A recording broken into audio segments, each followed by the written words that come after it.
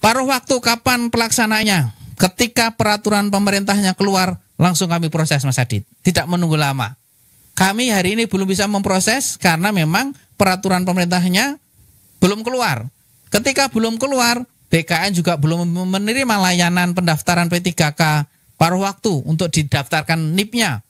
Ketika sudah ada petunjuk untuk mengusulkan NIP bagi P3K paruh waktu, kami lakukan segera. Kawan-kawan sebagai tenaga operasional seperti driver, kemudian tenaga kebersihan, keamanan, operator-operator mesin, operator-operator alat berat dan sebagainya, yang bagian dari 1.800 itu awalnya kan mereka tidak boleh mendaftar sebagai P3K.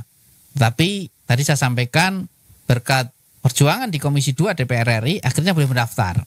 Nah, ketika boleh mendaftar, maka kita harus mempertimbangkan kualifikasi 1.800 orang ini agar bisa mendaftar juga.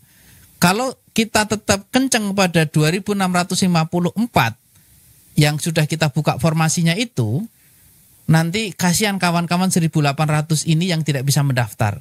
Ketika tidak bisa mendaftar karena kualifikasi dan kompetensinya tidak masuk, apa yang terjadi Mas Adit? Diberhentikan Mas. Karena nggak boleh lagi ada non-ASN. Dan kawan-kawan yang tidak mendaftar dan tidak lolos ujian, tidak bisa jadi P3K paruh waktu. Sekali lagi saya sampaikan, kenapa kebijakan kita memberikan kesempatan 1.800 kawan-kawan yang bergerak di bidang tenaga teknis operasional untuk bisa mendaftar, agar kawan-kawan 1.800 ini juga bisa menjadi P3K paruh waktu. Karena kalau tidak mendaftar dan tidak lolos administratif, tidak ikut tes, diberhentikan Mas. Kita tidak mau itu. Sekali lagi kita tidak mau itu. Dan kami mohon pengertiannya kawan-kawan, berempatilah kepada 1.800 orang ini yang selama ini sudah berkarya kepada kita. Sekali lagi kami sangat menghargai karya-karya kawan-kawan seluruh non-ASN, baik yang 2.654 yang bekerja di teknis administratif maupun 1.800 yang bekerja di teknis operasional. Itu pertimbangannya. Kalau kemudian waktu itu kita kunci dengan kompetensi-kompetensi, maka kasihan yang 1.800 ini tidak bisa mendaftar. Karena memang konsep awalnya kita hanya membuka untuk yang 2.654 ini tadi. Karena dalam perkembangannya yang awalnya tidak boleh mendaftar, jadi boleh mendaftar akibat dari sebuah keputusan dari pemerintah pusat. Dan ini Mas Adit sama juga dilakukan di kabupaten kota lainnya. Panjenengan boleh cek. Dan saya sangat sampaikan, kita harus sangat bersyukur. Kota Semarang masih mempersiapkan semua. Panjenengan boleh cek, kabupaten kota lain ada yang diberhentikan karena kemampuan keuangan daerah tidak sebagus kota Semarang. Di Provinsi Jawa Tengah itu yang masuk database, kemarin kita rapat, 2.500 yang non-ASN yang masuk database di Provinsi Jawa Tengah itu diberhentikan. Karena memang keterbatasan anggarannya. Kemudian mereka dialihkan ke outsourcing. Itu dilakukan di Provinsi Jawa Tengah. Dan kabupaten kota lain juga ada. Jadi ini adalah sebuah insya Allah kebijakan yang bukan tidak mengandung resiko, tapi resikonya yang sekecil-kecilnya. Kenapa katakan sekecil-kecilnya? Agar semuanya bisa menjadi P3K. Sekali lagi bisa menjadi P3K, tidak diberhentikan. Kalau nanti tidak daftar, tidak ujian, kasihan Mas, tidak ikut jadi P3K dan harus diberhentikan. Itu yang perlu kami sampaikan kepada panjenengan. Yang kedua Mas Adit, kami sudah melakukan pemetaan, bisa ditampilkan Mbak? Kami sudah melakukan pemetaan terhadap 361 yang diterima di masing-masing di OPD lain. Nah, kami petakan di sana namanya siapa, kemudian pekerjaan real OPD asal seperti apa, ini kalau di total jumlahnya 361. Dan pekerjaan jabatan yang dilamar apa. Nah, nanti ketika pekerjaan yang dilamar ini bisa dikerjakan oleh yang bersangkutan, maka lakukanlah itu yang ada di sana bisa kemudian direstribusi. Tapi kemudian kalau pekerjaan-pekerjaan yang dilamar ini tidak bisa dikerjakan oleh yang melamar, maka bisa jadi tetap ada di OPD yang bersangkutan. Maksudnya demikian Mas Adit. Sederhananya demikian. Job karakter, jenis-jenis pekerjaan yang sifatnya teknis administratif, saya kira itu bisa kita redistribusi. Sekali lagi, pekerjaan-pekerjaan yang sifatnya teknis administratif atau skillnya general, itu bisa kita redistribusi ke OPD lain. Tetapi pekerjaan-pekerjaan yang sifatnya teknis operasional, membutuhkan keahlian, itu yang harus dipertahankan di OPD tersebut. Agar tidak gemuk Mas Adit, maka kita lakukan pemetaan. Mana yang bisa diredistribusi, mana yang tidak. Tidak semuanya. Misalnya DPU yang diterima dari OPD lain cukup banyak adalah DPU 95, betul? 95. Jadi bukan berarti 95 orang ini kemudian nanti harus tetap berada di sana. Tolong cari kawan-kawan non-ASN yang tidak diterima di P3K penuh waktu untuk sementara diredistribusi ke OPD lain. Karena keahliannya yang sifatnya umum, misalnya administrasi, petugas surat menyurat, petugas pengelola komputer dan sebagainya. Saya yakin masih ada dari 95 orang itu.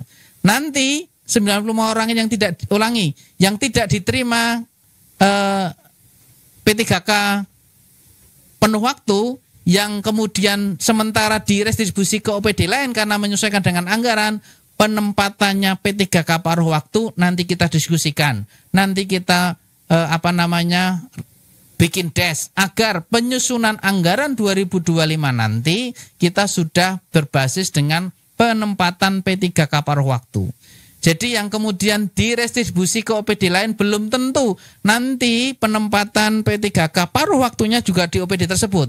Kita bisa diskusikan itu agar nanti penganggaran kita di 2025 bisa match.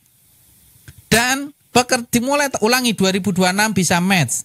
Dan nanti mulai 2026 tolong pekerjaan-pekerjaan yang sifatnya teknis operasional, mari kita serahkan saja kepada ahlinya perusahaan penyedia jasa. Tidak harus dikerjakan oleh kawan-kawan ASN. Begitu kira-kira Mas Adit. Pertanyaan nomor 2. Nomor 3. Paruh waktu kapan pelaksananya? Ketika peraturan pemerintahnya keluar, langsung kami proses Mas Adit. Tidak menunggu lama. Kami hari ini belum bisa memproses karena memang peraturan pemerintahnya belum keluar. Ketika belum keluar, BKN juga belum menerima layanan pendaftaran P3K paruh waktu untuk didaftarkan NIP-nya. Ketika sudah ada petunjuk untuk mengusulkan NIP bagi P3K paruh waktu, kami lakukan segera. Begitu Mas Adit. Demikian Mas Adit, ada yang perlu dikonfirmasi? Bisa tidak menjadi penuh waktu tadi. Oh, satu lagi.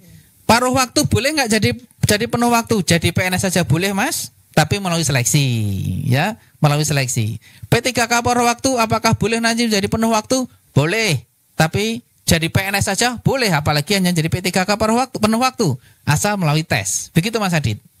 Ada informasi Mas Adit cukup? Apalagi Bu?